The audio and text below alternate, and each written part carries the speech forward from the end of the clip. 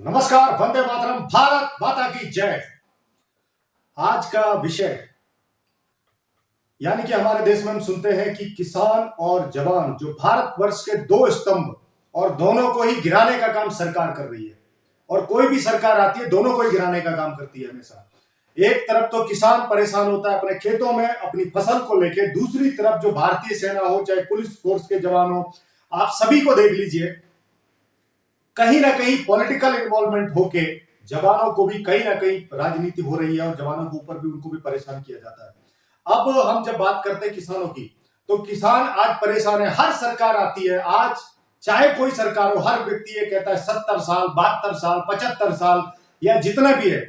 मेरा प्रश्न हर सरकार से, हर उस प्रधानमंत्री से, हर उस मुख्यमंत्री से, हर उस नेता से है जो चुन के आप, जनता ने आपको चुन के भेजा और आपने सिर्फ वादा किया कि हम आपके कष्टों को हर लेंगे।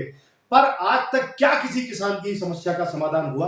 क्या बिजली माफ कर देना या उनका बिल माफ कर देने का समाधान है क्या? क्या अगर आपने किसी किसान की बिजली का बिल माफ कर दिया तो क्या किसान की स्थिति सुधर जाएगी? क्या उसका ऋण माफ कर दिया तो क्या स्थिति सुधर जाएगी? आप क्यों ऐसा काम नहीं करते कि उसको ऋण लेना ही ना पड़े, किसान को उतना समृद्ध बनाओ कि ऋण लेना ही ना पड़े।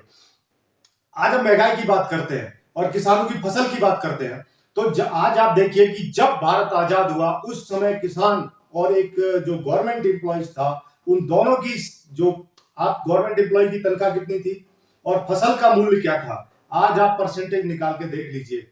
जो एक हजारों से कई हजार लाखों में पहुंच गया है और कई सौ, यानी कि किसी की जो फसल का प्राइस था 200 रुपए, 250 रुपए, 300 रुपए, वो आज 2000 तक आ गई है। तो आज सिर्फ हम ये कहते हैं कि किसान विकसित हो रहा है, विकास हो रहा है, किसान का विकास हो रहा है, किसान आगे बढ़ चुका है। हाँ, कितने भी प्रधानमंत्री हमारे भारत के, चाहे आज वर्तमान प्रधानमंत्री हैं, उनसे भी मेरा निवेदन है कि जब तक भारत के किसानों की स्थिति नहीं सुधरेगी तब तक भारत का कोई कल्याण नहीं हो सकता। आज भारत की किसानों की दुर्दशा का सबसे मूल कारण है, वो है गौ माता। आज जितनी भी गाय हैं, भारतवर्ष की जो संस्कृति है, जो भारत का आधार है, जो बिना गाय के बिना भारत में किसी भी समाज का कोई कल्याण नहीं हो सकता। आप अंदाजा लगाइए, यानी कि सनातन धर्म की अगर बात हम करते हैं तो 16 संस्कार जन्म से लेकर मृत्यु तक का कोई भी संस्कार पूर्ण नहीं हो सकता। और आज जिसके कारण पूरा होना था, आज वही गौ माता रोड पे मारी मारी घूम रही है। आज हर सरकार आती है और अपना एक बहाना बनाती है कि फलानी सरकार ने ये कर दिया, स्लॉटर हाउस चालू कर दिया, ये कर दिया, वो कर दिया। ये समाधान नहीं है। अब निवेदन है मेरा हर भारत के हर एक नागरिक से जो वोट करता है भारत को, भारत के, आपको अगर आपके पास वोटर आईडी कार्ड है, आप भारत के नागरिक हैं, तो आपको यह अधिकार है प्रश्न पूछने का और सजेशन देने का कि हमारे भारत को विकासशील कैसे बनाया जाए, हमारे किसान का विकास कैसे हो। आज बहुत सारी गवर्नमेंट है, उन्होंने कहा कि ठीक है, हमने किसान का पानी का जो बिल है वो माफ कर दिया। अब आप अंदाजा लगाइए कि एक गांव है, उसके अंदर हर किसान के पास तो बोर नहीं है, गिने चुने मुश्किल से 5 या 10 बोर होंगे। तो इसमें माफ किनका हुआ? जिनके बोर थे। और बाकी किसान कहां गए जो उनसे पानी ले रहे थे? उनका तो कुछ भी माफ नहीं हुआ। तो इसका सीधा लाभ किसको पहुंचा? जो मुख्य, जो जिनके पास पूंजी है, तभी तो उन्होंने बोर लगाए हैं और वो भराई करवा रहे हैं, क्योंकि दूसरे को पानी देते हैं तो उसको जाके पानी मिलता है। यानी कि गरीब, यहां भी गरीब किसान मर रहा है। तो गवर्नमेंट ऐसी योजनाएं क्यों नहीं लाती कि जिससे हर व्यक्ति तक सुविधा पहुंचे? यानी कि आपने माफ किया था तो उस समय आपको कहना चाहिए कि जो भी यहाँ पे भराई कर रहा है, या समाज में गवर्नमेंट की भूमिका और समाज की भूमिका यानी कि बहुत महत्वपूर्ण होती है। समाज ही गवर्नमेंट चुनता है और गवर्नमेंट ही समाज है, लेकिन ऐसा होता नहीं है, क्योंकि समाज जब जिस गवर्नमेंट को चुनता है, जिन नेताओं को चुनता है, वो जैसे सत्ता में पहुंचते हैं वो समाज को भूल जाते हैं, किसान को भूल जाते हैं, आंदोलन चलते रहते हैं और कुछ लोग अपनी जेब भरते रहते हैं, बाकी जो गरीब आदमी वो परेशान होकर मरता रहता है। अब समाधान इसका क्या है? समाधान ये है कि हमारी जैसे उत्तर प्रदेश गवर्नमेंट है, तो मैं आपको एक पेपर दिखाऊंगा या इसमें डाल दूंगा मैं उसका स्क्रीनशॉट। हमने प्रपोजल दिया था भारत में कि उत्तर प्रदेश के मुख्यमंत्री जी, यशस्वी मुख्यमंत्री योगी आदित्यनाथ जी को, कि आप उत्तर प्रदेश में गौरक्षा कानून लाइए, और वो लाए। उस कानून में हमने बहुत सारे उसमें दिए थे, पॉइंट दिए थे कि आपको भारत में या और उत्तर प्रदेश में कैसे विकास हो सकता है, कैसे गाय से किसान का कल्याण होगा और कैसे उत्तर प्रदेश में एक गौ आधारित खेती होगी, कृषि होगी, जिसमें किसानों का जो जैविक केमिकल जो डालते हैं, जो केमिकल डालते हैं, वो न डाल के जैविक खेती होगी, तो किसानों का पैसा कैसे बचेगा और कैसे गाय और गौवंश को हम किसान के उपयोग में ला सकते हैं, जैसे पुरातन काल में था।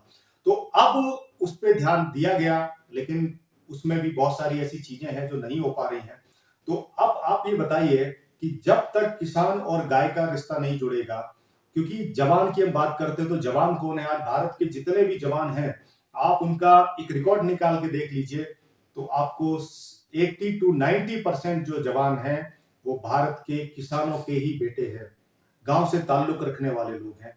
और किसानों के ही बेटे, एक बाप कर रहा है खेत में काम और बेटा कर रहा है देश की सेना पे, जो सीमाओं पे खड़ा हुआ है, वहां पे काम कर रहा है हमारे लिए। तो क्या ऐसे लोगों के लिए हम कुछ नहीं कर सकते? अब निवेदन है मेरा, जितने भी जो सत्ताधारी लोग हैं, कोई भी पार्टियां रहें, किसी एक पार्टी से मैं बात नहीं कर रहा हूं, सभी पार्टियों से कहना चाहता हूं कि आप लोग जब राजनीति करते हो, जिसमें किसान को मुद्दा बनाते हो, गाय को मुद्दा बनाते हो, गांव को मुद्दा बनाते हो, तो इनको मुद्दा तो बनाइए, लेकिन इनके लिए काम भी करना सीखिए। क्योंकि काम नहीं करोगे, अगर सिर पे उठा के दूसरे के सर पे मार दिया कि इसने जाके 70 साल में काम नहीं किया, उसने 50 साल में काम नहीं किया, इनकी सरकार इतने दिन थी, जो थी वो चला गया। अब जो वर्तमान में है उसको देखिए। हमारे वर्तमान प्रधानमंत्री जी से भी मेरा निवेदन है कि जब आपने बात की थी 2014 में इलेक्शन में पिंक रेवोल्यूशन खत्म करने की और श्वेत क्रांति लाने की भारत में, उसका क्या हुआ? मैंने आपको भी कई सारे लेटर भेजे हैं, जो पीएमओ से आपने लेटर भी मुझे वापस दिए हैं कि अंडर प्रोसेस चल रहा है। तो माननीय प्रधानमंत्री जी, आपसे मेरा विनम्र निवेदन है कि जो पिंक रेवोल्यूशन आप खत्म करने की बात कर रहे थे, श्वेत क्रांति लाने की बात कर रहे थे, उसको लाइए। क्योंकि इस भारतवर्ष में ये तपोभूमि है, ये महान दिव्यात्माओं की भूमि है, ये इस भारत की भूमि पे महान संतों की भूमि है, ये महान योद्धाओं की भूमि है। तो इस पे गौ माता का रक्त गिरे, ऐसा ठीक नहीं है, इसको बंद कीजिए। और जब आप कहते थे कि 2014 से पहले कि हम आएंगे, तो हम सबसे पहले गौहत्या मुक्त भारत बनाएंगे, उस गौहत्या मुक्त भारत का क्या हुआ प्रधानमंत्री जी? और आप अभी सत्ता में हैं, आपके पास बहुमत है, आप गौ रक्षा का बिल लाइए, पास कीजिए, भारत में गौ के ऊपर एक सख्त कानून बनाइए, क्योंकि बिना गाय के भारतवर्ष चलने वाला नहीं है।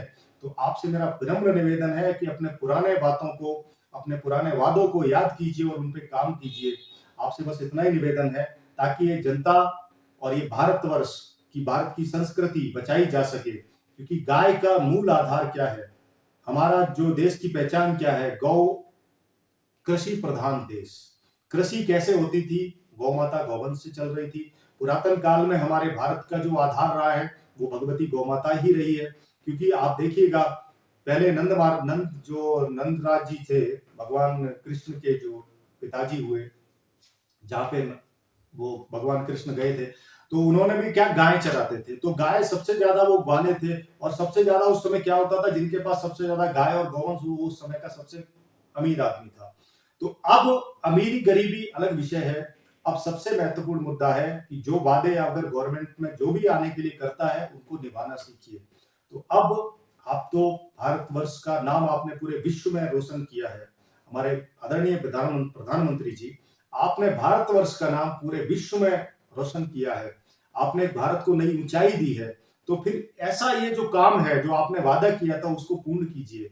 क्योंकि बिना गाय के, बिना गौ हत्या कानून के भारतवर्ष में एकता आने वाली नहीं है। कहीं ना कहीं दंगे फसाद इसमें होते रहते हैं, और इसमें बहुत बड़ा मुद्दा है गौ। हर किसान परेशान है गाय से, और हर जो अपोजिट पार्टी में रहता है, जो सत्ताधारी नहीं है, वो जाके गाय का मुद्दा उठाता है, लेकिन जैसे ही सत्ता में आता है वो पलट जाता है। तो आपने जो मुद्दा उठाया था प्रधानमंत्री जी, आप उसको पूर्ण कीजिए।